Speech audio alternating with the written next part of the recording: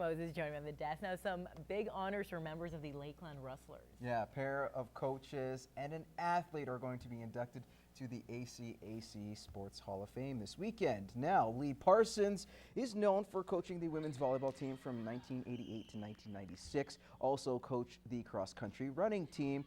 He's known as a man who's generated leaders. Parson definitely known for this, coaching Olympic cross-country ski champion Becky Scott. Now, Phil Allen spent 26 years involved with collegiate basketball, spending 14 with SAIT, 7 with McEwen, and 5 with Lakeland College. Now, Allen is the winningest coach in Canadian post-secondary basketball history with 805 wins. Also added was volleyball player Michelle Jonaru. Michelle Prince, as she's known now, she spent 2 seasons from 1985 to 87 with the Green and Gold, capturing an ACAC Conference and CCAA All-Canadian honors. Now, some more good news from Rustlers Athletics. First, it was the Women's National Volleyball Championships, then the ACAC Curling Provincials. Now, for the 3rd consecutive season, Lakeland College will host another championship.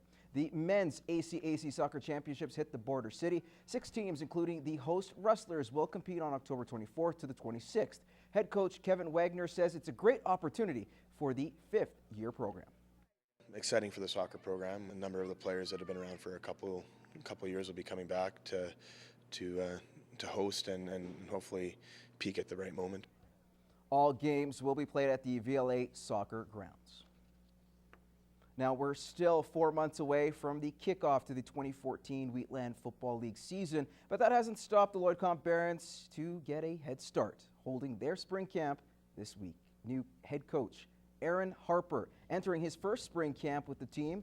During the week, he wants to get back to the basics of football and says it all begins with one thing.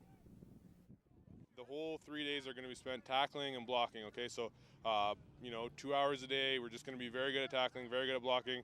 Following that, we'll get into position stuff, we'll get into offense and defense, but right now, you can't have a play without tackling and blocking, so that's what we're doing for the first week.